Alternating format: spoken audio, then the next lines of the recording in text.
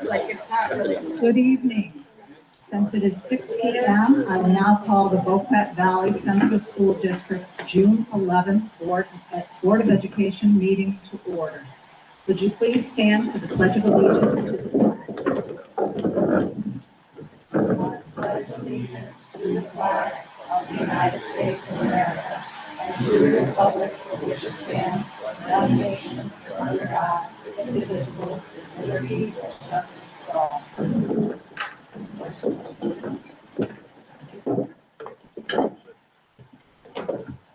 As a reminder to all of why we are here, the vision of the Boquet Valley Central School District is to become the best rural school in New York State. We will accomplish our vision by providing exceptional opportunities to all learners and preparing them to set and reach their future goals by embedding our core values into their student experience. Roll call. Mrs. Belzile, would you please take the roll call? Tom Broderick. Here. Paige Cotter-Saltimach. Here. Paul Fenton. Here. Darlene Hooper. Here. Sarah Coleman. Here. Deb Spalding. Here. Jason Welch. Here. Sadie Burgess. Here. Thank you, Mrs. Belzile. Attendees, if you haven't done so already, would you please sign in so we have an accurate attendance record? The sign-in sheet is located on the table by the entrance. Thank you for your cooperation. Recognition of service. We, the Boquet Valley Board of Education, decided to start a new tradition of recognizing the dedicated service of our employees who are retiring. Since we didn't have a proper protocol in place last year, which we will address later on this evening in our meeting, we will recognize all of the employees who retired or will retire in both 2025 and 2026 together. Tonight, we have the privilege of recognizing 9 individuals whose dedication, hard work, and commitment have helped shape our school district and have had a positive impact on numerous students, families, and colleagues. Each retiree being honored this evening has contributed many years of service, his or her own expertise, and caring commitment to our school. Whether in the classroom, the main office, the transportation or maintenance department, or any other essential role, they have helped make our district a better place for student learning and growth. While their careers may have come or will be coming to a close, the influence that they have had on our students and community will continue for many years to come. We are grateful for their service, proud of their accomplishments, and appreciative of the legacy that they will be leaving behind. On behalf of the Board of Education, the administration, staff, students, and community, thank you for your dedication and commitment. We wish you happiness, good health, and many rewarding adventures in your retirement. So without further ado, I'd like to ask all of the 2025 retirees to please stand. Heather Olson, Tina Belzile, Bradley Schroff, and Jana Atwell. As I call your name, please come forward to receive your special recognition certificate, which will be presented by one of our board members. Okay. Okay, the first one is Heather Olson, who has 28 years.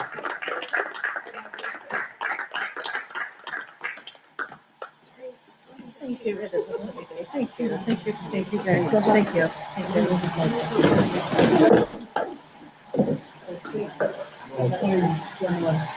Tina Belzile, with 26 years of service. I guess Tina's not here. Mrs. Belzile, you can send it to Tina. And the next one is Bradley Schroff, with 25 years of service.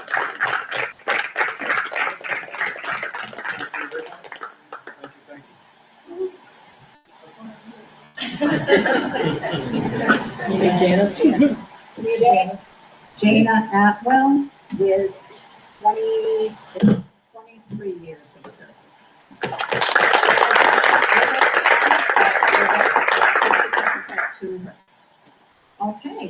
very much. Would those who retired or will be retiring in 2026 please now stand? Paul Bueller, Carrie Merrow, Robin LePage, Michael Mitchell, and Jacqueline Shen Singh. Once again, as I call your name, please come forward to receive your certificate of recognition.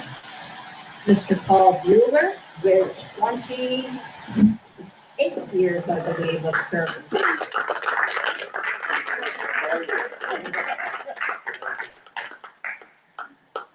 Okay, Carrie Merrow, with, I believe, 25 years of service? 25, Carrie? Not sure. 24.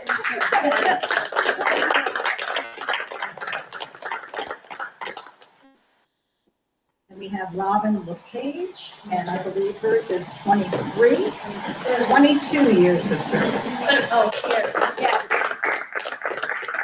It only counts here.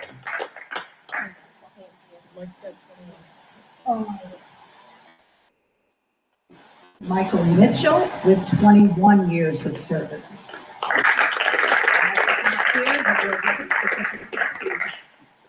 And Jacqueline Shen Singh with 9 years of service.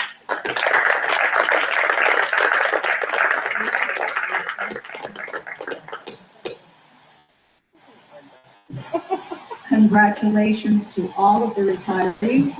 We truly appreciate your hard work and dedication to our district and wish you many, many years of happiness and relaxation in the future. Enjoy your well-deserved retirement. Let's give them a round of applause.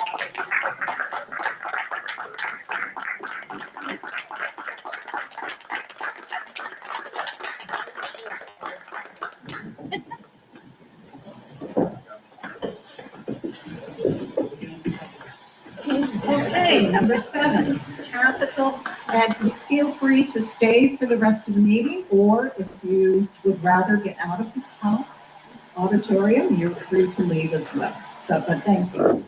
Thank you guys so much. Yes, thank you. Number 7, capital project update. Dr. Meyer, would you please give us an update? I would be happy to. So for the first time in a while, I think we do have an update to speak of here. So we've been, of course, going back and forth with state ed, and we did receive some numbers. We'll talk about those in just a moment.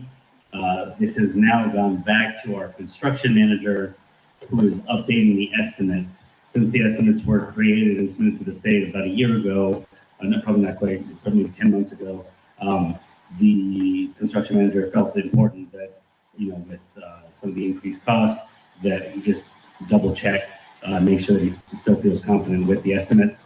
So we are still waiting to hear from them. So these are preliminary numbers. These can certainly change, but the MCA, which is the maximum cost allowance, we're looking at about $25.5 million here.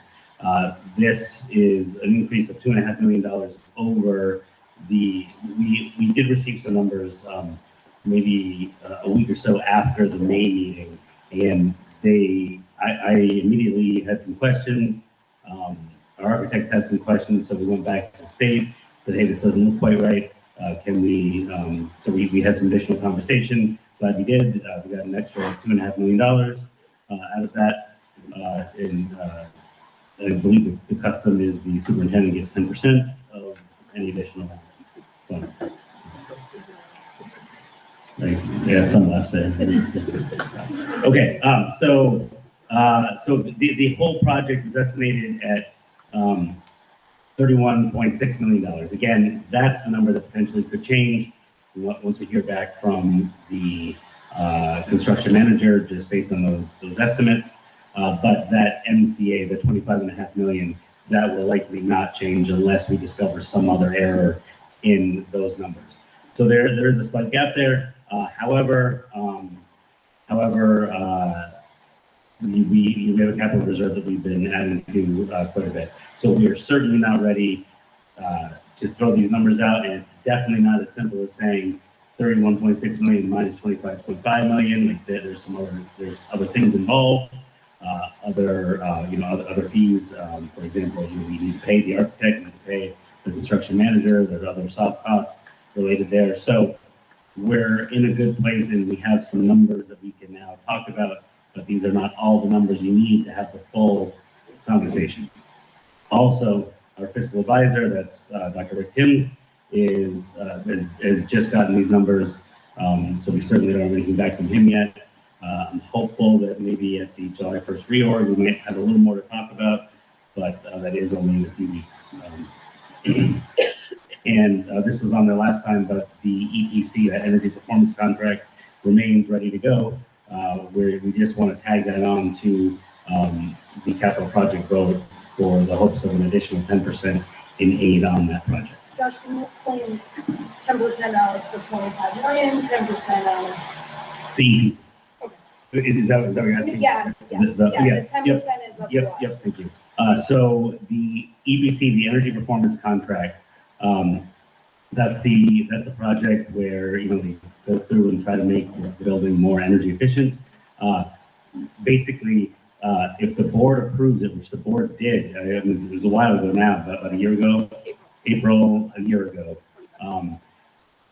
then whatever the maximum aid is, so that 90.1%, the board can approve it with the 90.1% minus 10%, so 80.1% aid, which is still a reasonable amount of aid. So we could have gone ahead, right away with that project at the 80.1%. We're holding off because if we do it at the same time as the capital project, a lot of things are going to be torn apart at the same time and ideally save some costs there. But if we vote, we can get that additional 10% to bring us back up to the 90.1% on that. So regardless, it is aided at a substantial level, but that extra 10% would be nice. It's certainly money we're leaving on the table if we don't. Are there any other questions for Dr. Meyer? Well, I have a couple pictures, just a couple updates here. So you've seen these with the additional classrooms. The architect gave a shot as his first rendering of the exterior of the building. Again, these are absolutely, the very beginning first pictures here. If you're like, I hate the color, I'm voting no on that, but the color is yet to be determined. The materials are yet to be determined. All of that is yet to be determined. Just an initial what this could look like from the outside. So this would be actually, let me go back to this one right here. So the kind of the corner. Let me see if I can get my mouse there. This corner right about here, if you can see that, kind of the end of where our sixth grade Eric Lower's room and Jack Rice. Right, that's that group right there. The end of that room. So this is what you're going to see first. Kind of that would-be entrance right at the bottom left of this diagram right here. So that's that bottom left entrance there. Okay, and just keep in mind that flag is a good reference point. As you see the next picture here, it's a little bit further down to the right, kind of in the middle. You see the flag over to the left now. So we're kind of making our way across the building here, and then this is the that far corner that would sort of line up. You can see the gym, the current gym there, and you can see the flagpole now way down to the left there. So just some initial renderings there, nothing, nothing confirmed yet, but he had some exterior photos and we showed them. So that's what we got. And that will be parking where the playground is located, or where's the parking? So maybe this one might be better. So to the right of that pink area, there's parking there. To the bottom of the page from the pink, that would be like a bus loop there. To be honest with you, I don't know if there's room for additional parking spaces there or not, but I know there's definitely room, kind of over in this area. And there might be room out front, but I know that there's going to be a bump. I thought when we have the facilities meeting, so we would have Right, and that's what I'm saying, that I think the parking is going to be over on that. If you show the last rendering, you can see in the back of the Yeah, kind of over here is all parking. And what I'm saying is, I don't know like this bus loop, I can't, I mean, I don't know if it's just a bus loop or if there's room to park anywhere in there, and I don't think that we see anything on the other side, like kind of this area in front of the grass. I don't know what that looks like either. So again, the initial renderings, all questions that we can ask, and so for the next time, I can have answers to all those questions. Okay. Okay, that's the update. Does anyone else have any questions for Dr. Meyer? Okay, thank you, Dr. Meyer. Board discussion, old business. The Youth Commission backstop was discussed at the last meeting. Dr. Meyer, you were going to check in to the legality of us transferring that old unused backstop to the Youth Commission? Yes, so the backstop does not, so we can absolutely do that. I guess I'll leave it at that we can absolutely do that. It doesn't have enough value where it requires a board vote, but, which is why we put it here on the agenda. So I think just, general consensus from the board, if that's what they want to do. I think now's a good time to talk about that, in support or not. So is everyone in agreement? It's in good enough shape. Yeah. We're not using it anyway. Yeah, right. Right, it's unused. Okay, everyone's in agreement? Yeah. I'm not playing something. I'm not even. All right, so let it be part of the minutes that it is agreed upon by all of the board members to go ahead. And Paige, you will let the youth commission know. And because Mr. Rice is here, can you have whomever reach out directly to Mr. Rice and work on getting that in the hands of the youth commission? Thank you. Is next week too soon? I prefer not to do it next Saturday. No, they'll come. She meant Monday. Yeah. Tomorrow. Okay, well, good. That worked out well then. Thank you very much. Letter B, new business committee updates. First, policy committee. Paul, Jason, or Deb, would one of you like to provide us with an update? We didn't meet. Oh, you haven't met? Okay, no meetings. B, joint study. Mr. Broderick, would you like to provide us We with an didn't meet update? this We today. didn't at all. meet today. You didn't meet today either? Okay. C, youth commission update. We did meet on Monday. All right. And we're actually starting the soccer conversation already. Baseball and softball are ending fairly soon. Softball's playing outside right now. That's pretty much it. And we're gearing up for the summer program. Okay, very good. All right, any questions for Paige? And we'll continue on then. For B, number 2, protocol for the recognition of service. As I stated earlier, we would like to establish a protocol to follow for the future for recognition of our employees, their service to the district. We did include the 25 retirees this year because we did not recognize them last year and felt that we really should and needed to do that. But if anyone have any recommendations as to what protocol we should use for the future?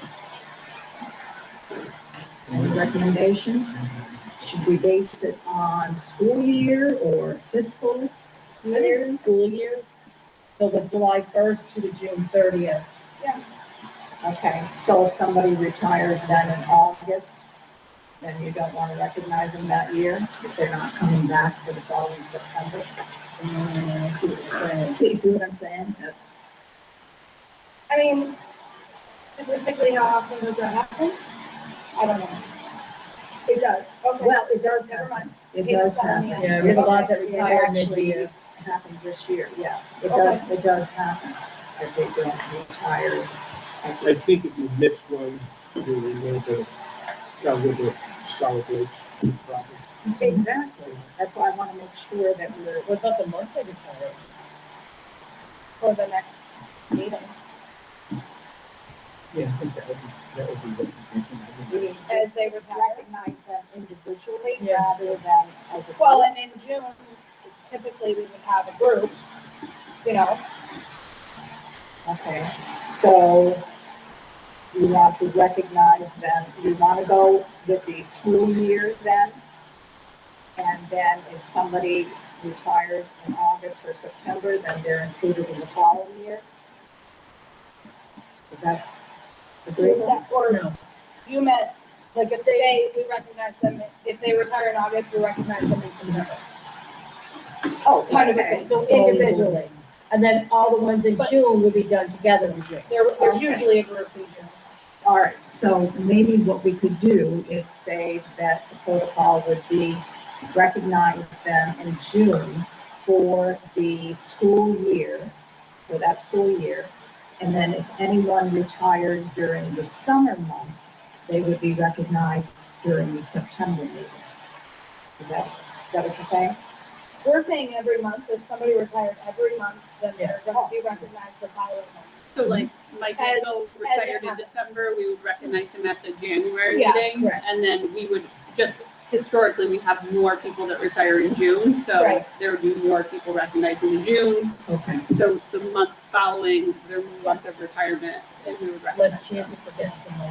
Right, Yeah. then we Okay. make sure we hit everybody when it happens. All right. Not to belabor it, but do we not just do the month of their retirement in case they, Don't wanna come back the following month? in case they go on a trip as soon as they retire? So how do you want to word it then? The month that The month they of retire? retirement. The month of the effectiveness of Recognize the them. retirement date. Yep. The board meeting. They usually, Okay. And if they do it Is after the everyone meeting, fine that's with that? Yep. Tom, Sarah, you okay with Yeah, I that? do think there's something nice about having it as a group though, too. Yeah. You know, like they're all retiring together. So Yeah. It was, there's- it was nice. It was nice. Yeah, I think as a group is. we can do it every June. Why don't we do it in June for the school year? Anyone who retires during the school year. Or the summer, we could lump the summer people in there too. Yeah, the previous For before the July, next school year. July 1st to June 30th, July 1st to, right? Well, I think you Well, were then you saying why don't we do- September first. Then you yeah, have to 9/1 do, to 8. She's Yeah, saying September first. 9/1 to 8/30. Yeah. Okay. Yeah. Yep. September 1st to. Okay. Yep, Yeah, that makes sense. that makes sense. That Thank makes you. sense. Okay, does everyone agree with that? Yes. That our protocol would be to recognize them starting their service if they retire in September to August 31st. Yep. Okay? All right. Moving right along then.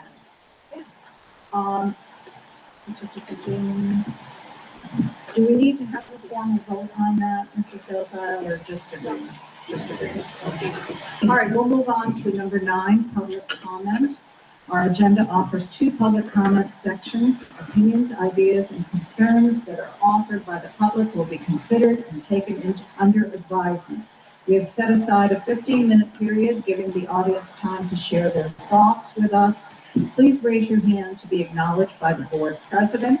When called upon, please identify yourself and give your address, limiting your comments to 3 minutes. Is there anyone who would like to make a public comment? Anyone? Okay, too hot to talk to, right?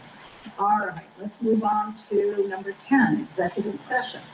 Specifically, the board anticipates entering into executive session for the following reasons. A, number 6, to discuss the medical, financial, credit, or employment history of a particular person or persons. Do I have a motion to enter into executive session to discuss item 6A? I'll motion. Thank you, Paige. Second? I'll second. Thank you, Deb. Any discussion? So I don't have anything for this one that came to me until the second one. Based on the conversation we I had. think So we I'm not- do. unless you do, okay. I think we do. All in favor? Aye. Aye. Opposed? Abstentions? Motion passes. We anticipate being back probably in approximately 30 minutes. We're going to try to limit it to 30 minutes. Okay.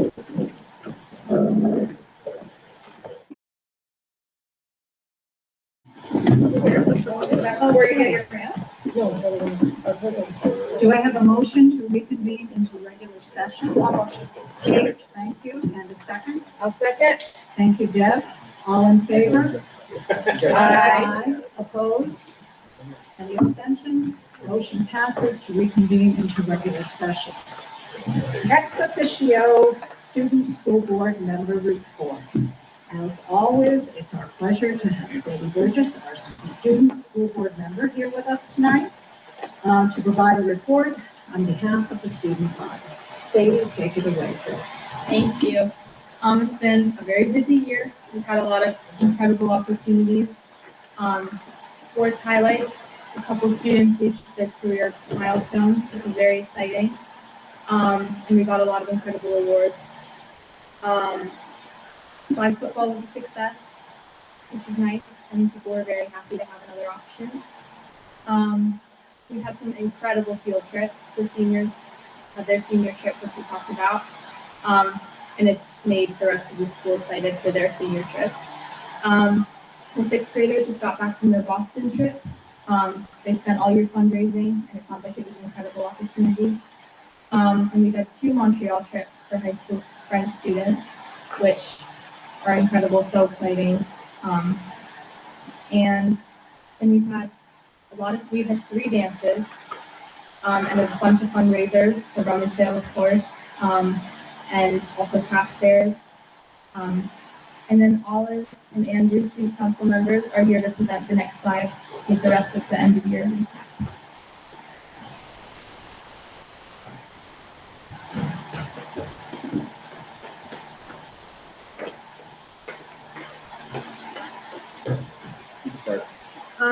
We had the student council earlier in the year. We decided to instead of assembly at the end of the quarter, we had like a cultural assembly, and so we had a BMX biker, a magic show, and taiko drumming, which were all really cool. And a lot of times, like during presentations, there's a lot of bored faces, but I don't think I saw many. There's like 1 or 2, but very few bored faces. We also had a really interesting career fair with people from our community, and they came in and they talked about their job and what it was like and how they got there, which is interesting. Which instead of just like reading about a job, you get to like talk to somebody about it. Oh, and then finally, for Model UN, I believe there was 5 events this year that students in high school got to participate in. Some of them are limited, starting with Beacontown Model UN. Then the newest Model UN nation this year, which was Champlain Valley Model UN, which we were deemed as best delegation for that. And then we have Harvard Model UN in January. Then in March, there's North Country Model UN. And then we have our normal inaugural Boquet Valley Model UN for in-school students. It's a really good important factor for all students of our school, and I believe there was talk possibly looking into doing a different module than Harvard. Maybe like I think there was one of them up at one of the colleges up in Canada, and there's also a couple out by Syracuse that they were looking into for the next couple of years. Thank you very much. Thank you, Olive and Andrew, and thank you also, Sadie, for another interesting report. We'd like to take this opportunity to thank you and recognize your role this year as the first ex officio student school board member. You've done an excellent job, not only representing the student body, but also fulfilling your role as a student board member. We're very thankful for your valuable contributions, making us aware of the students' perspective regarding pertinent issues, and we're very proud of you and hope that this experience will lead you maybe someday to becoming a board member yourself. So please come forward, Sadie, to accept a certificate of recognition for your outstanding service.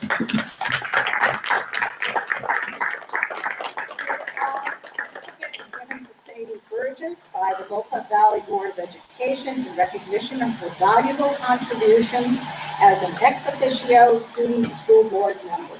Congratulations.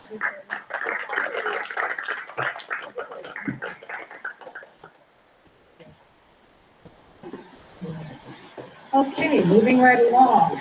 Number 12, the approval of the agenda and minutes.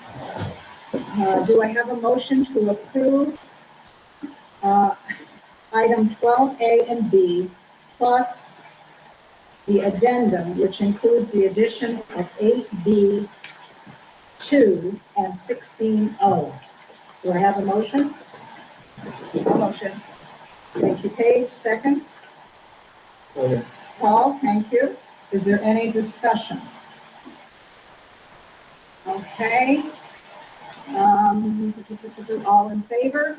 Aye. Aye, opposed? Abstentions? Motion to amend the agenda, it has been approved. Okay, on to financial. Do I have a motion to approve 13A 1 through 4? A motion? Thank you, Deb. Second? I'll second. Thank you, Sarah. Is there any discussion on any of these items? All in favor? Aye. Opposed? Abstentions? Motion 13A, 1 through 4 have been approved. Number 14, CSE, CPSE, and 504 recommendations. A, accept and approve the Committee on Preschool Special Education, Committee on Special Education, and Committee on 504 plan recommendations as presented. Do I have a motion to accept the CSE, CPSE, and 504 recommendations as presented in 14A? My motion. Thank you, Paige. Second? I'll second. Thank you, Deb. Any discussion? All in favor? Aye. Opposed? Abstentions? Motion 14A is approved. Number 15, action item consent agenda. Okay. Do I have a motion to approve items 15A through K? Make the motion. Thank you, Tom. Second? Second. Thank you, Paige. Is there any discussion? Yeah, I have a question about G, all the combining of teams. Do the parents have to transport, or are we helping at all with all the, am I in the wrong place? No, you're right. Yeah. Okay. Yeah, right.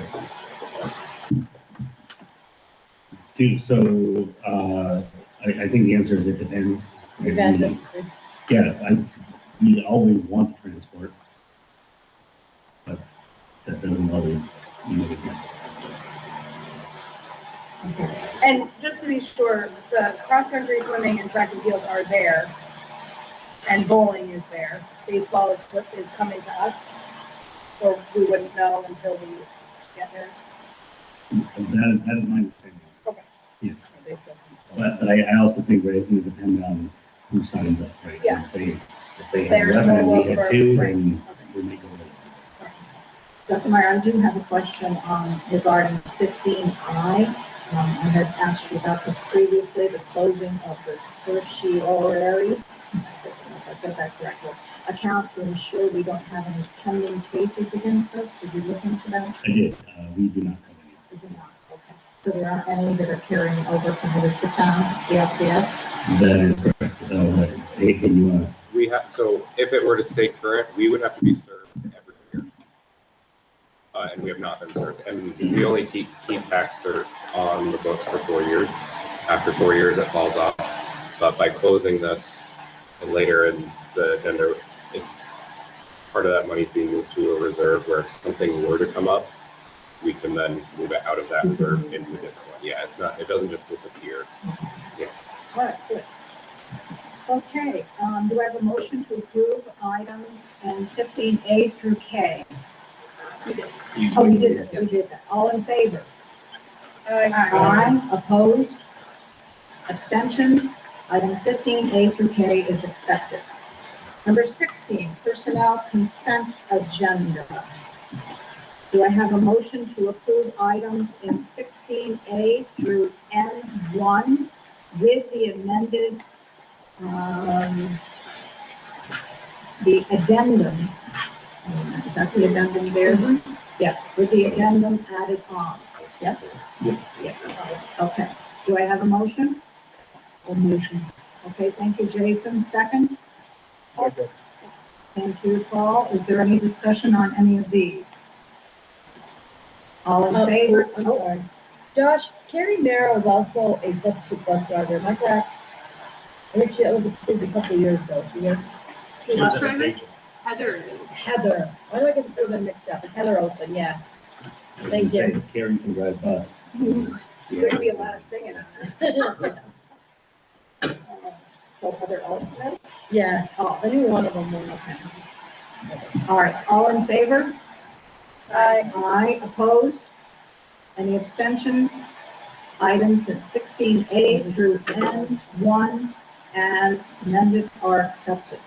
Do I now have a motion to?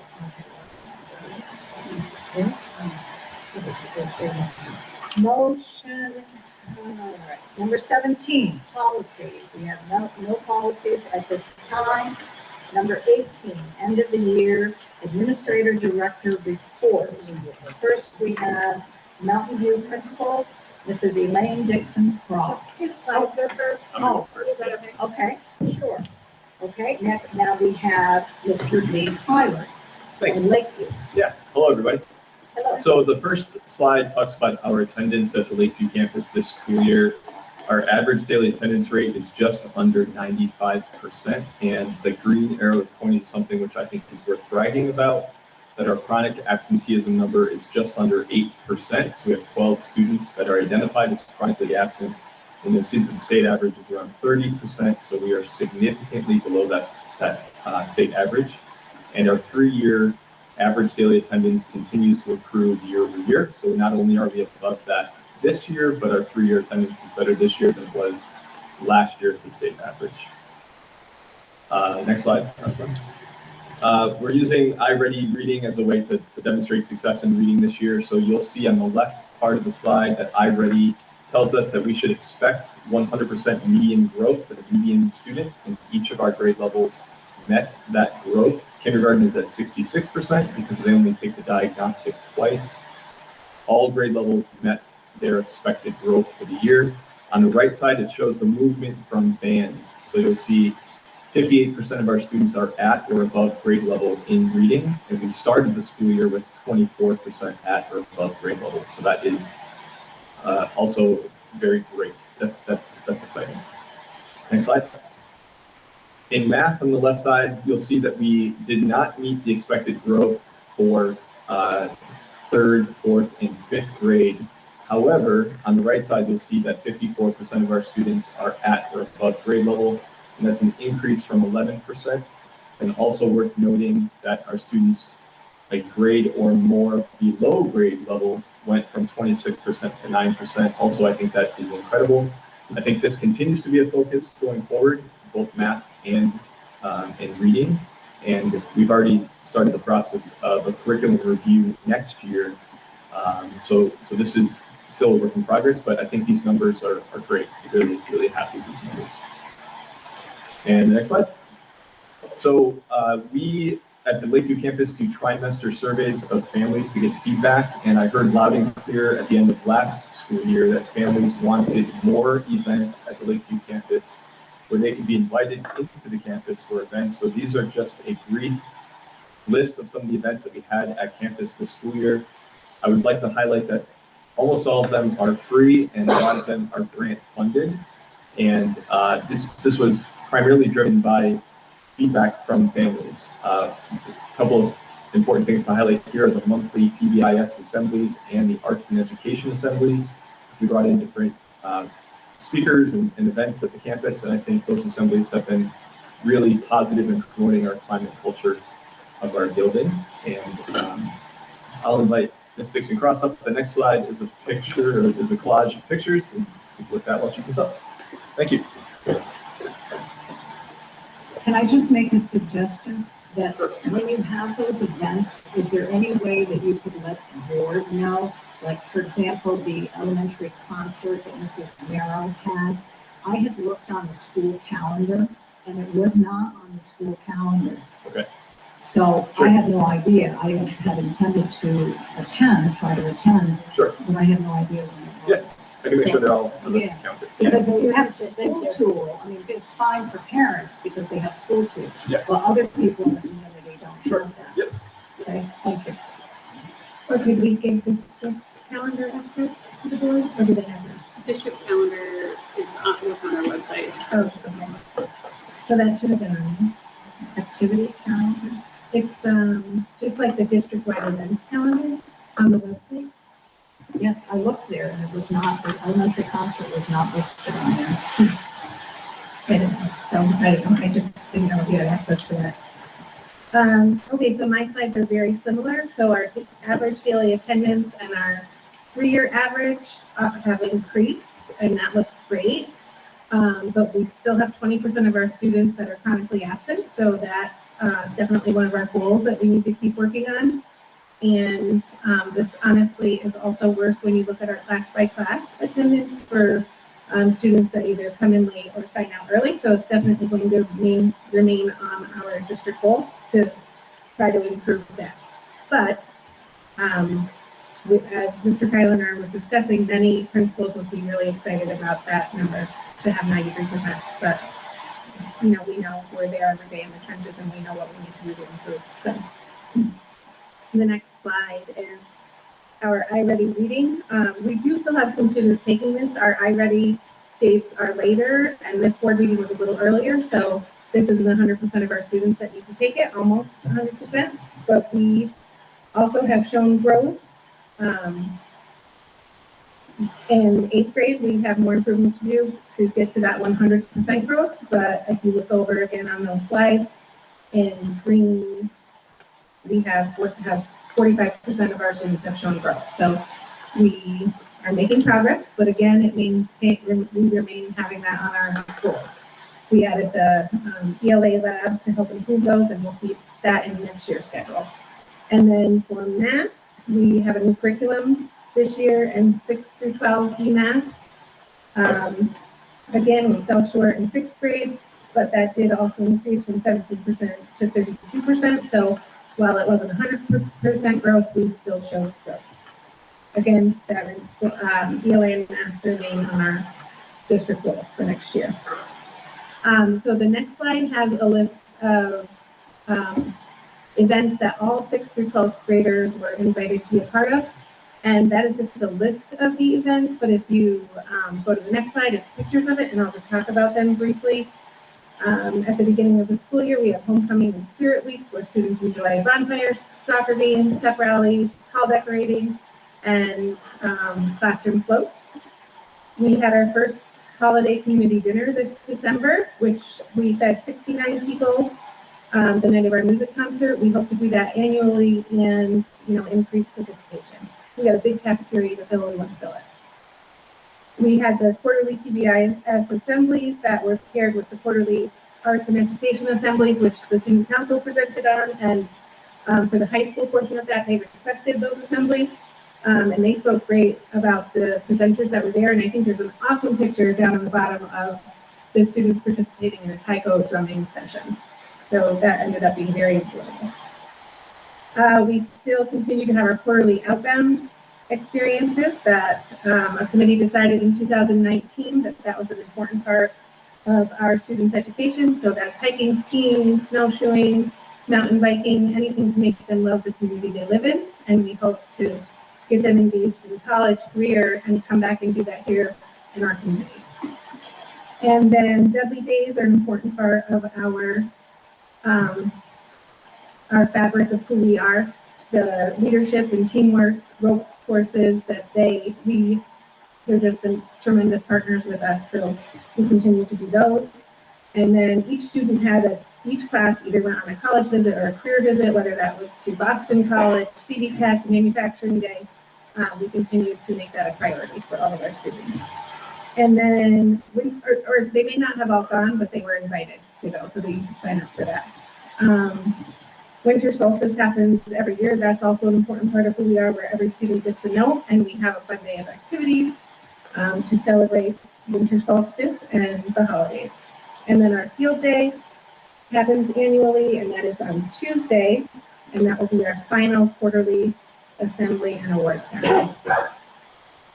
And that's us in a nutshell. Thank you very much. Thank you, Mr. Kyler and Mrs. Dixon-Cross. I can introduce myself. Okay, then we have Mr. Strack. Hello and welcome. So this is sort of a year in review from the Student Support Services Department. we got some great news. So I was sitting in my regional chairpersons meeting 2 weeks ago or so with all the other chairpersons from our area, and we received simultaneously our IDEA or IDEA determination scores. And, you know, people are looking around and talking, they're like, oh, yeah, we can do this, we can do this. And I'm very happy to say that due to hard work from many people in this room, as well as teachers, aides, clerical, we have, and I don't want to understate this because the title of it is not very exciting, but we have earned the title Meets Requirements. Woo! We meet requirements. Woo! And this isn't actually the highest designation available. They don't say anything better than that. When you are the best, you are meeting requirements. So yeah, I'm very proud of this. Some highlights of this are that overall we have a 90.91%. We have 100% compliance. That is a huge piece of our data reporting that goes well beyond just my scope, but into business and many of the tasks that Dr. Meyer does as well. And yeah, and so next slide. Some accomplishments of the department this year. We've all worked very hard and tirelessly to build where we are now, and I think our department's in a great place. When we take a look at the compliance and annual reviews have been completed on time before June, and I believe this is the first time that's happened in quite a while. And so thank you to everybody who has helped with that, scheduling and showing up, and to parents who didn't cancel. Appreciate that. We have 100% compliance across all active IEPs, and our SPP 8 indicator, or SPP indicator 8 survey process, which is the parent and family input survey, has been completed, and we are at 111.4% reporting. So we are good to go there. In terms of systems and infrastructure, we've rebuilt and documented our workflows and our processes across both buildings. Our annual review schedule was released in December, and we implemented as a piece of family engagement, family input surveys in the first week of January. So that's sort of just like touching base with families before we begin the annual review process. Key pieces here. Yeah, we developed a student support services guide for families and teachers, and sort of built communication protocols that we standardized district-wide, which was really great. In the professional development front, we had a science of reading professional development for K-2 teachers. And we did some very important work in our MTSS PLC, which was part of our district-wide work this year. I also worked with a team who did an MTSS professional development CDS throughout the year, and I think we have a lot of great ideas that we have brought back to district to be implemented. And something pretty cool that I'm very proud of is TA Academy. So throughout the year, I sent out a few surveys, and our TAs, aides, our paraprofessionals were saying that they were looking for more specific professional development for them and a way to help onboard new people. That way they could feel like when they're starting, they had some sort of ground to stand on and didn't have to figure it out on the job. So we developed a new TA/onboarding packet and have implemented a framework that will support them in ongoing professional development for next year. And department-wide, we have had regular department meetings monthly. These have been essential for our continued growth and collaboration, and getting everybody in each building on the same page. And so thank you to all who have given us subs to make that time happen. I appreciate it a lot. On the Medicaid and cash money front, we're looking great. We fully restored Medicaid this year, and we are good to go, recertified to go for the 26-27 school year. In our 2-year development plan, phase 1 is complete. Phase 2 is on the horizon. So that's looking forward. Thank you, and have a great night.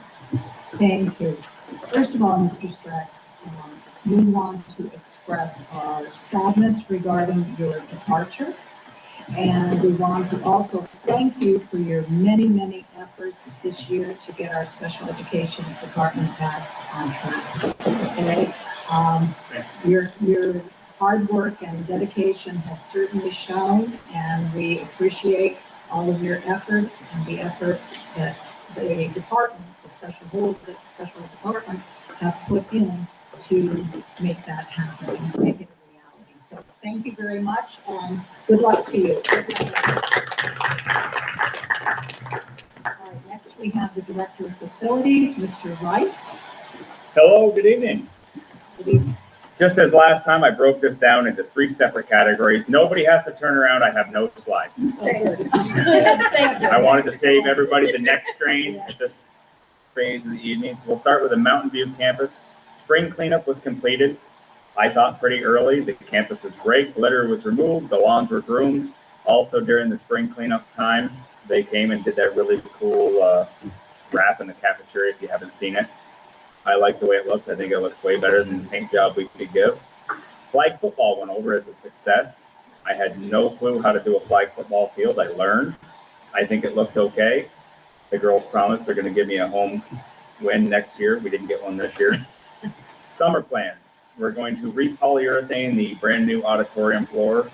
Also, it's part of the summer, but it won't happen until just before the Thanksgiving break. We do the basketball court as we do every year. We'll be updating the Ansel fire suppression system in the cafeteria. We're going to be replacing carpets in different various spaces. We're going to fill potholes, reseal the parking lot at Mountain View, and then, of course, restripe it.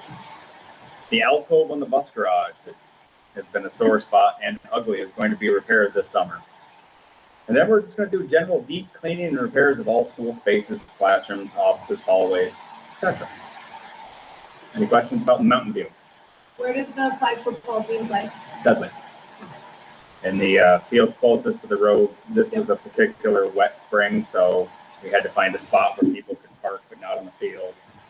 And since Dudley wasn't up and running yet, it took a little extra running around. Like they didn't have their porta-johns there, and people have to have a place to go. And so we worked it out, and next year they're going to win. It's going to happen. Anybody else? All right, Lakeview. Spring cleanup also was completed. The campus was raked, litter was removed, the lawns were groomed. The parking lot here was swept and restriped. The chicken coop will be here this weekend, hopefully. The Amish were a little bit slow, but they had other plans. And then moving on to summer plans. Maintenance of all the interior doors and inspection is going to be taken care of. We had some doors that was sticky here. We're going to replace the septic grinder pumps and the rails that they ride on here in this building. We had one malfunction, and PM Larry reported that the rails that the pumps ride up and down on were beyond repair, so we have to fix that. Then we're going to deep clean all of the school spaces, classrooms, hallways, etc. We're going to paint various things. Questions for Lakeview? What measures are you taking to ensure that we're in compliance with that relatively new education law 409N that took into effect on September 1st of 2025, regulating the temperatures in the classrooms? Do the classrooms now have any air conditioning? So if you walk around the classrooms here through Dr. Meyer's quick wit and sending me up to Clinton Community College, we got like 8 or 9 portable air conditioners up there. We fixed the broken parts. Almost every single classroom space has an air conditioner now in both buildings. In both buildings? In both buildings. There's a few rooms that don't, but that law is for educational spaces. So we basically made anybody that's not in educational space, our secretaries, our people that work all summer, may suffer until the end of school. Once school is over, we're going to move the air conditioners out of the empty classrooms and put them in the non-educational spaces. Okay, So all the kids are going to be okay. I don't want to say 100% have air conditioners. Maybe there's one room. There's a few teachers, like I know one particular teacher at Mountain View was like, I'm always told I don't want an air conditioner, don't put one in. So we didn't. But the law states at 82 degrees, we have to take preventative measures. Right. Preventative measures can be turning on fans and opening windows, which we have. every classroom has a fan, every classroom has windows that work. And then at 88 degrees, they have to go to another space. At Elizabethtown, we have the outdoor classroom. So far, we haven't hit the 88-degree marker. We measure that with your standard temperature gun. You haven't reached that here at Lakeview? If we have, it's been mitigated by windows and air conditioners. We haven't had to close any classrooms yet. I mean, today was a warm day, but it's not bad in here right now. I'm not even sweating. Thank goodness. Cool as a cucumber. All right, any other questions for Mr. Rice? Oh, we're not at district-wide yet. Yeah. 3 parts. All right. So district-wide, since the voters have approved, we'll be purchasing yet another new truck, which seems excessive because we just got one last year. But all of the other things will be sold on Auctions International. So a pickup, a van, and the old John Deere tractor from the Mountain View campus will be replaced. If you'll notice, we're short on school buses at this building because Auctions International sold our last 3 school buses, and bus number 84 left today. One of them purchaser was from Honduras. I don't know how he got our school bus to Honduras, but that's where his check came from. And the other 2 went to Texas. The bus number 84, the guy got off the Amtrak today at 2:45 and hopped in bus number 84 to head back to Texas. Good for him. And we currently have a whole bunch of summer cleaners. I put this on here before I read the minutes. You guys already approved. You hired my summer cleaners, which are students and a former student, so I don't talk about them. The annual fire inspection was just completed last month in May. We had a few minor violations, but every violation was fixed within 48 hours. So we've got a certificate of occupancy for next year, and our spring requirements for fire drills and lockdowns have all been completed. So at the end of our last fire drill at Mountain View, we said, if we hear it again this year, it's more serious. That's it. Now, any questions? Hopefully we'll be having omelets here on Monday. I'm not going to cook them. Also, if you walk around this campus, I think it looks better than it has in years. A lot of that is Sasha, who's not anything to do with me. She's I think her official title is cook assistant, but she's also a heck of a gardener. We brought the unused greenhouse from the other campus over here. She's got it full of stuff. The circle and the bus loop looks amazing. She's just doing a really good garden. I couldn't do it, so I can grow weeds, thistles. All right, thank you. Thank you, Mr. Rice. We appreciate it. Number 19, Superintendent's update. Dr. Meyer, you are on. Okay, grants, we are able to speak to grants real quick. Oh, yeah, so the final allocations have not yet been released, but the applications are due in July, so as soon as they're released, we have to work on the grants. An extended school day, we're finishing up our final weeks of programming and, have no reason if we were going to get it done. Thank you. Sue, sorry.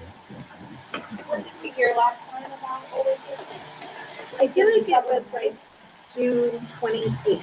Yeah, because we whipped together some summer programming, but, We applied a little bit earlier, though, I feel like. but it was, I think it was 1 month earlier. Yeah. So is there no hope for summer programming this year? No, I think, we have experience, we know how to do it, so I think if we hear in July, we would do something in August. If we hear in June, we'll try to do stuff at the end of July and August. But we just need to get somebody to us. I did just Google some things, how will we find out? But yeah, we don't have it. We have staff that are interested, Yeah, like the capacity is there. okay. And community partners are definitely interested in continuing our process. Okay, so this year we have 4 goals. Our first goal has been and to remain, have it be about our previous initiatives to help keep track of those and ensure that we are continuing to move forward with work from previous years. Our second goal is about ELA and math performance.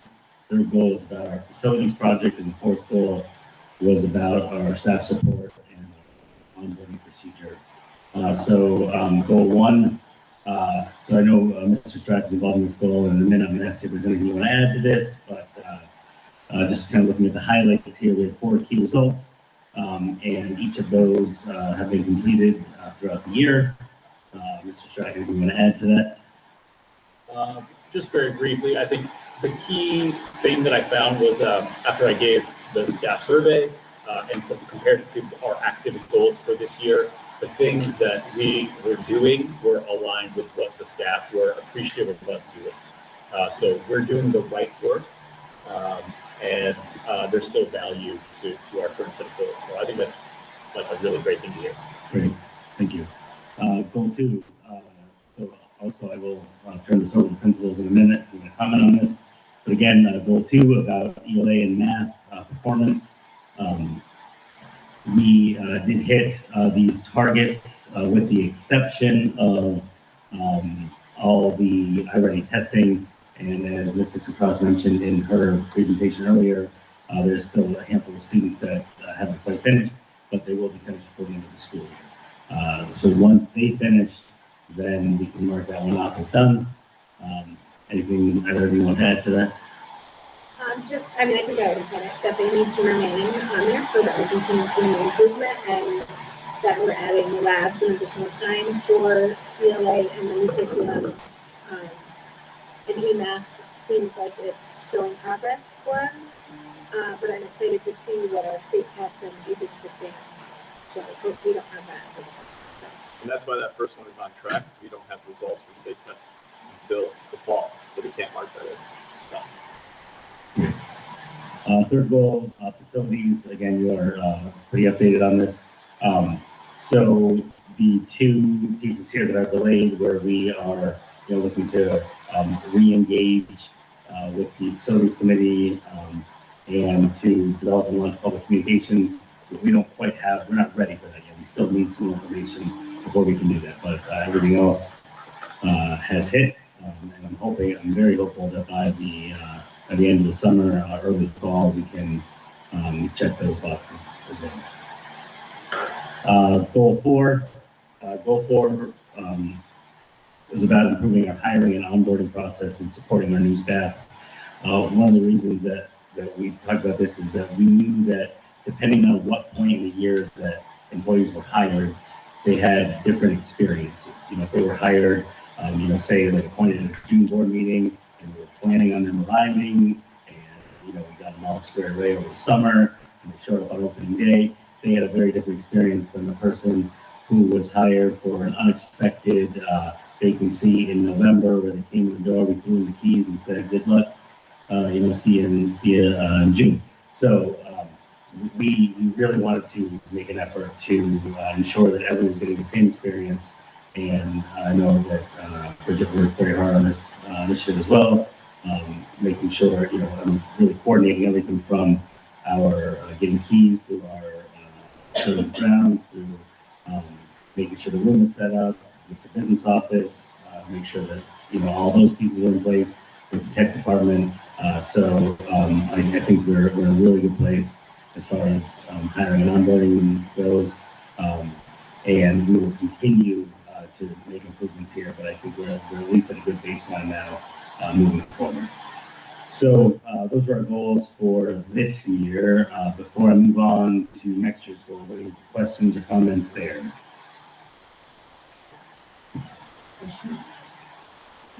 Okay, so the goals for next year.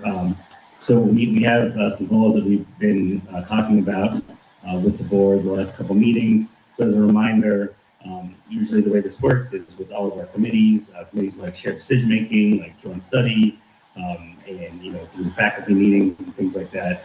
We talk about what we make the assumption that we're going to hit all of our current goals, and if we do that, what do we want to focus on next?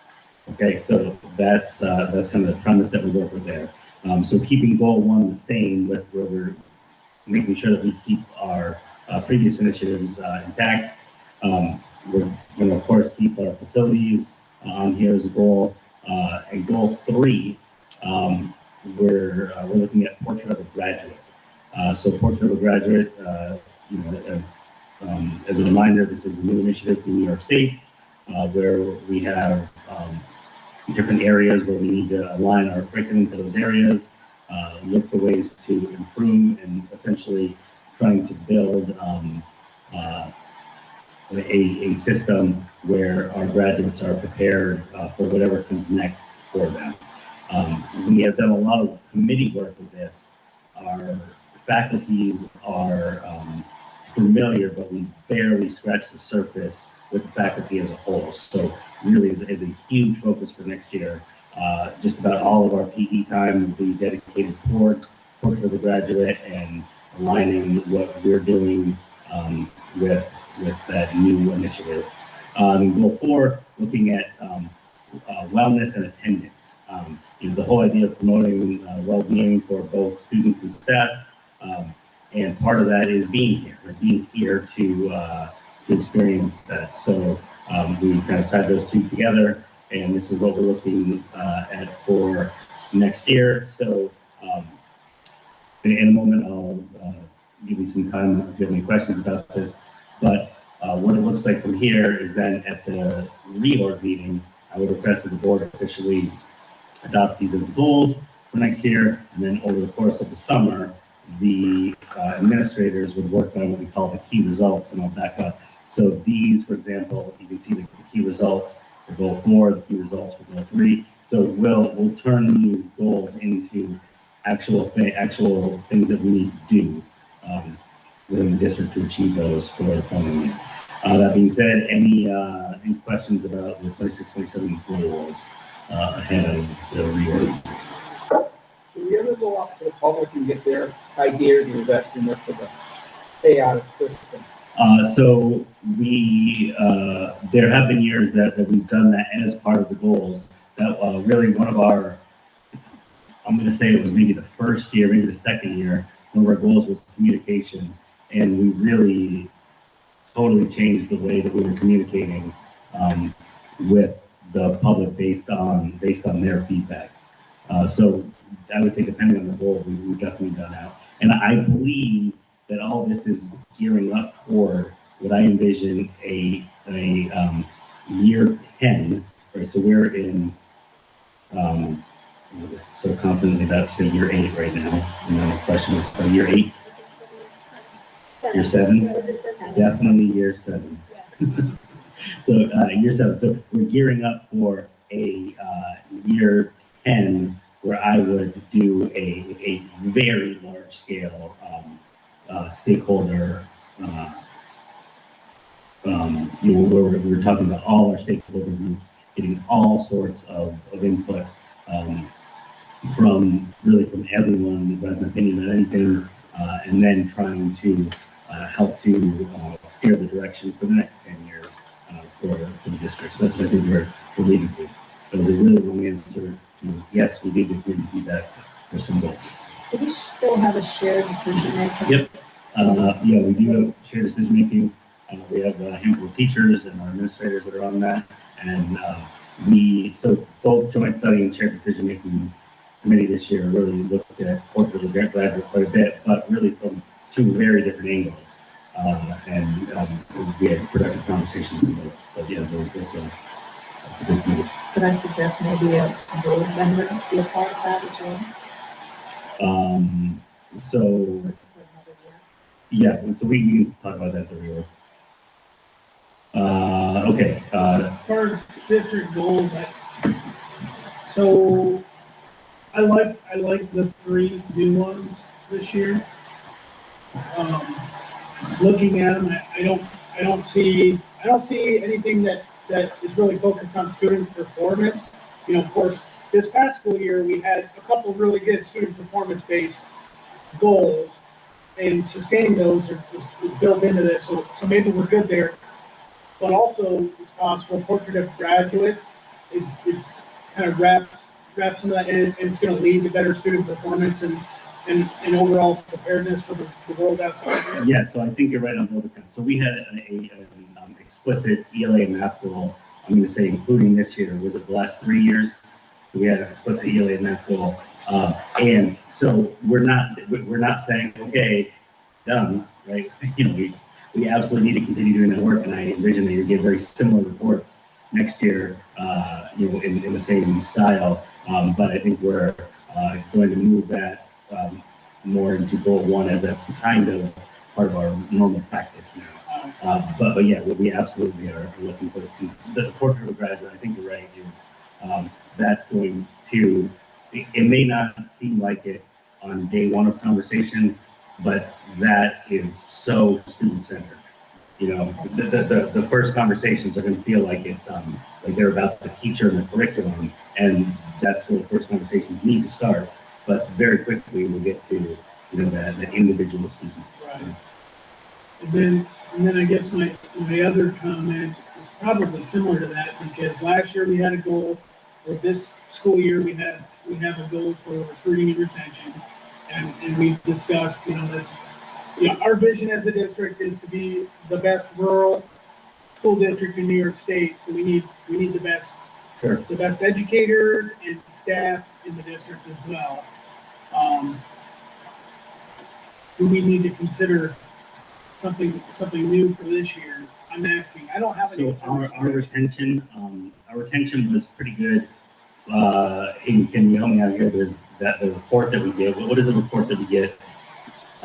Where it Fiscal had, stress. say it again? Fiscal stress. Yeah, thank you. The fiscal stress report. Yeah. One of those categories is recruitment and retention. And based on your level of retention, you get certain points. We were in the lowest category this year for the first time in a while. That could be an anomaly, but we were there this past year. I love Mr. Strack's onboarding plan, a packet, the whole support package that goes with, you know, how we support our staff and teachers and TAs in that case. Yeah, this was so as. But I know we're going to sustain that. So. Yeah, as far as this year's hiring process went, I've never had so many questions from the candidates about our onboarding process. I mean our mentoring process and the support that they're given during that first year, which is great. I don't know if they're talking about that in their graduate programs now or, you know, their education classes, but a lot of really good questions about that. And I think that we're in a really good spot to answer that. If you remember, with the new teacher's contract, our mentoring historically has been 1 year. But there's we use the word an optional second year, and that's optional. The teacher can request that themselves, or the administrator can request that for the teacher. So I do think that we are doing a lot of support compared to a lot of other schools in the state. Just because, like, for me, this is probably one of the most single important things we do as a board. Goal number 4, you mentioned promote well-being. On the well-being one, you mentioned for the students and the staff. Can we include that in there so it doesn't get confused? Promote well-being and increase student attendance, so it's not just student focused, but staff as well. Yes. And then I'm sure as you guys build the supporting objectives or goals for those objectives, it'll all fall out anyways. Thank you. Yep. Give your hand up. Yeah. Somebody disagrees. No, that's definitely the intent. So I'd just like to know how much AI information you're gonna have our teachers using in the curriculum in the class. I mean, the first, you go through the school board books and they say use AI. Some teachers I've talked to in the past in other districts feel that they're losing their students if they use too much AI. Yeah. But, so, you know, is it gonna be a switch off, or is it gonna be a stop, or? So anyone who was teaching or a student in, you know, the mid 90s, I'm going to say, that was a time when the internet, right, was really first available. And similarly to where we are with AI right now, is a little bit of the Wild West, right, where there was no way to any kind of content blocking where you could access, I think a lot of times inadvertently, inappropriate things, but you could also access incredible things, right? And there were similar conversations, you know, where students were probably using the internet more than they should have to do certain assignments, right? And but then you probably have students that were using it just the right amount, you know. And I think that's where we are with AI right now, where you know in the early '90s, nobody knew what the right answer was for the internet, and it took us a long time to get there. And to be honest with you, I'm not even sure that we're there now, but we have some standard practices. I think that will eventually happen with AI, you know, where it is just so wide right now, and it seems like every time you turn around, there's a new educational AI company, and I mean, you can't even keep track of what they're doing. So there has to be a place for AI in our system, but I don't think there's anyone that's going to confidently stand up and tell you exactly what that is right now. I certainly am not doing that, but I think that it's important that teachers continue to use it so they can understand where their students are coming from.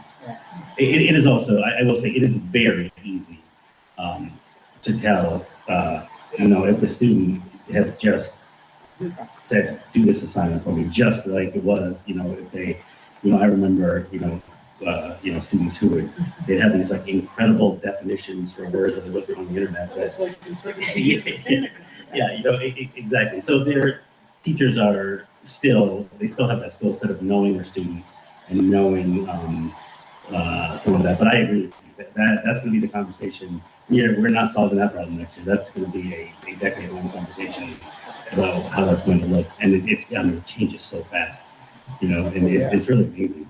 A lot of bandwidth, that is a great point. I agree completely with what Josh said.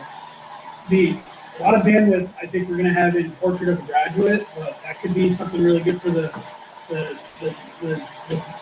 shared decision-making team to look at, or the joint study. Or I wonder too, like if BOCES is investing time and effort in understanding, hey, how do we teach our professionals about the use of AI, appropriate use, and I was going to say, are there any professional opportunities for teachers regarding focusing on AI? So Lee and I were just bringing up two things. One of our professional learning communities, this started in January to May, was in AI. Actually, Looper and Lee did that professional learning community, and then we're offering a college credit in AI through Stevens Institute of Technology for students to sign up for. Yeah, so there's a lot to it, but I in having similar conversations with colleagues across the state, I try to keep in mind, you know, the AI, when you talk about AI, that's like the equivalent where you're talking about the internet, right? Where, you know, one of the first things, if you remember learning how to use the internet was, how do you search for something, right? Well, now it's how do you write a prompt? And we were teaching people how to do that a couple years ago. And we're so far beyond that where you couldn't, there's so many nuances to it that we need these like specific courses that are laid out for students or for teachers, or even, you know, for high school math teachers or elementary reading teachers or whatever, you know, it needs to be really specific. But yeah, it's going to be exciting. And I think that in 10 years when we look back, we'll talk about, you know, the million ways that we got it wrong and the handful of ways we got it right. But yeah. Reserves. Hey, you want to talk about some reserves, please? There have been no changes since last month. And then you approved the transfers tonight. You'll see we made a switch from last year. Last year at this time when we made the recommendation of how much to put in the reserves, we specified a certain amount. This year we put up to, and that's just because it's too early.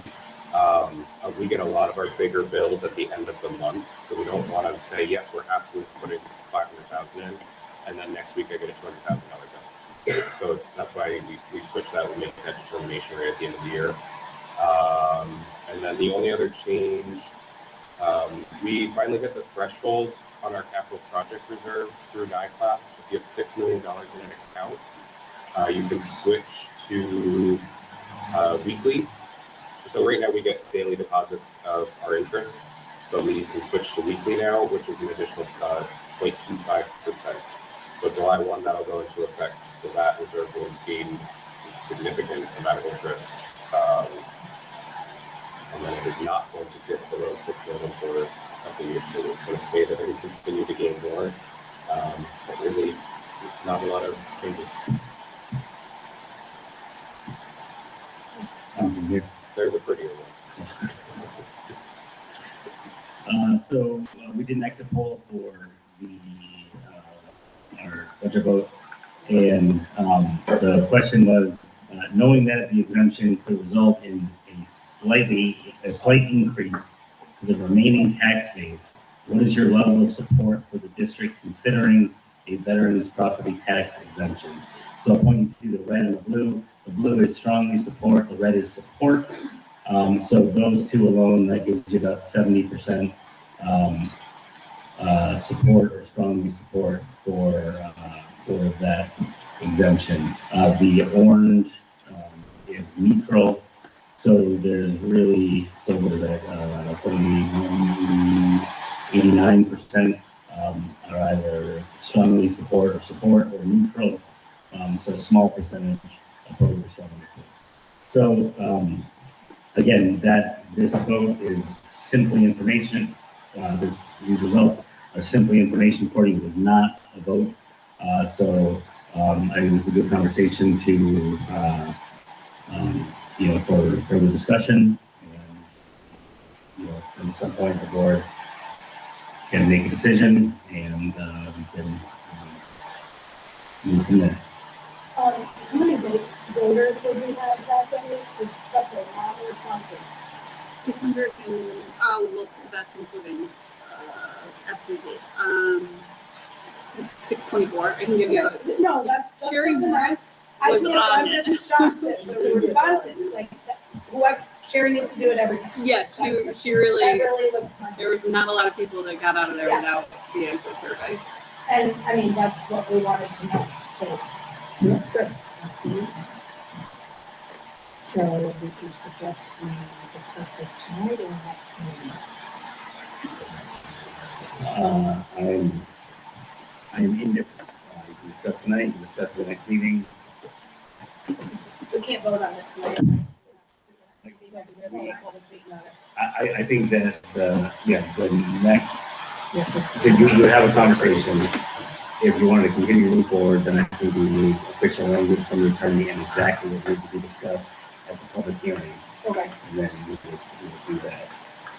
So we can determine whether we want to continue forward and contact the attorney to see the language drawn up for a public hearing.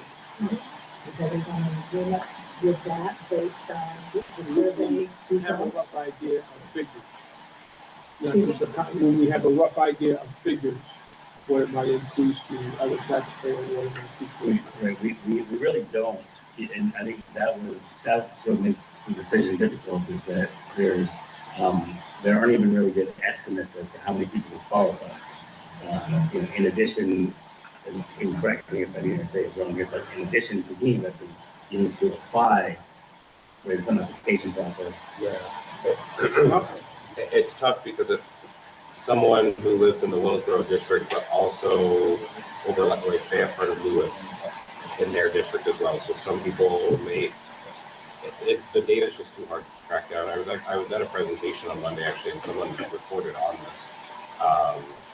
Something like 85% of districts in New York State don't have this exemption, which makes it more difficult to project out how much it's going to impact us. So when I asked the county, I want to say they told me that their best estimate is like 122 parcels would qualify, but that's an estimate. How about double dealing with, fireman's exemption, along with veterans exemption, along with 4ADA, along with, all other kinds of exemptions? Can you triple down, double down?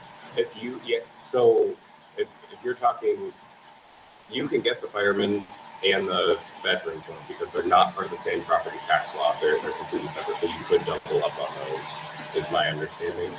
And then the veterans one that has like the 3 different parts below it, those are all stackable as well. So you could potentially double, triple. How about getting a 480A and star exemption? Not I mean, sure. all the other things that you could double down, triple down, quadruple down. Yeah, I'd have to ask our attorney on that one. I'm not familiar enough with the property tax law. And I don't have districts that have multiple at this point. Star though is blanket. That one is totally separate here. Everyone will be fine there. But yeah, I'd have to ask the attorney on that. Each time this person goes up in exemption, this person goes up in payment. Yeah. So are we in agreement that we should continue looking into this I would. based on the survey results? And that's why that, have that, Right. and it came back to positive. But it's only I'm pulling out one exemption. It doesn't give You position. get the farmer's exemption. Any questions? We haven't even asked about that yet. Right. And they just do what happens to your payment. So, Yeah. mine goes up a couple of months. Yeah. I don't mind. Dr. Meyer, you will look into it further then? Okay. Thank you. Anything else, Dr. Meyer? Okay, thank you. Number 20, public comment. Our agenda offers 2 public comment sections. Opinions, ideas, and concerns that are offered by the public will be considered and taken under advisement. We have set aside a 15-minute period, giving the audience time to share their thoughts with us. Please raise your hand to be acknowledged by the board president. When called upon, please identify yourself and give your address, limiting your comments to 3 minutes. Do we have anyone? Yes, go ahead.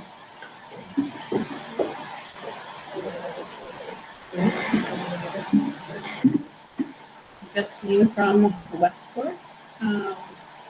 Will say I'm not a fan of public speaking, but my daughter had wanted me to speak a few months ago, but again, I don't enjoy public speaking, but here I am now. So it was a little over a year ago that I stood up at a board meeting to talk about the problems related to special education, which had been longstanding issues. I did not have high hopes that this year would be any different. I was wrong. I found people within the Mountain View campus that fought for my kids just as hard as I have for my children. We faced numerous obstacles during the second half of the year, but we did not face them alone. There are quite a number of teachers and admin at Mountain View that went above and beyond for my family. I wanted to thank everyone who has made this a good year for us. I also wanted to thank everyone who helped with the 6th grade Boston trip, Proctor's trips, ski trips, etc. Many children would not have had these opportunities if the school did not provide them. Thank you. Thank you. Thank you. Thank you very much. Nice to hear something positive. Is there anyone else? Andrew?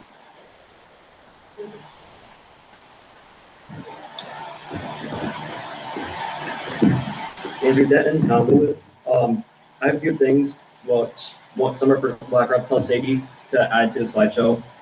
So as of right now, our yearbook, school yearbook had been wrapped up and they're supposed to be distributed tomorrow. Some students got them today because they're delivered here.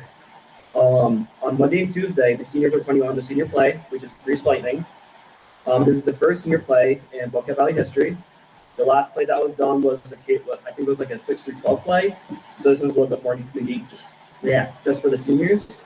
And another exciting news that I just heard about was Upward Bound got both their grants back. So, which is pretty happy.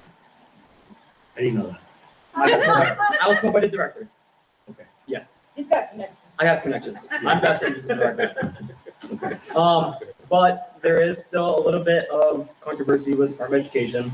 So we're still waiting for the money to come back, but it was granted back to them. So they're not sure when the program's gonna start back up again, but they're hoping within the next year, which is really good. It's also nice because 2 of our teachers here also teach Upward Bound, and it's always nice to see them in the summertime and have something to relate to.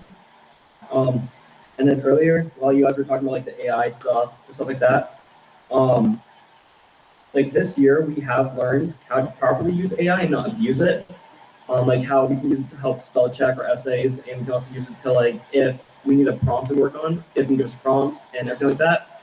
And they also have educational versions of AI that don't do the work for you, but help you talk through steps and how to do work on assignments and stuff like that. Which personally that helped me throughout the school year when I didn't have any teachers to help because they're either busy or So with that, I'm pretty sure we have Google Gemini on our Chromebooks, if I'm correct. And that definitely helped us out a lot. So I'm hoping in the future that teachers can still educate more about the proper ways of using AI, since it is growing in our economy and it's growing in the world. Like our phones itself have AI built into them now. So it's good that the students learn properly how to use it instead of abusing it. Thank you. Thank you very much. Thank you. Anyone else? Paula? Okay, moving right along. Number 21, our next meeting will be a reorganizational and regular meeting on Wednesday, July 1st, 2026 at 6 p.m. at the Mountain View campus. And before we enter into executive session, again, I'd like to take this opportunity to extend our sincere gratitude to Mr. Paul Fenton for his service to the Board of Education this year. We truly appreciate the time and effort that you have put into helping to strive toward achieving our district's vision. So thank you, Mr. Fenton. Thank you. Number 22, executive session. Specifically, the board anticipates entering into executive session for the following reason. A, number 6, to discuss the medical, financial, credit, or employment history of a particular person or persons.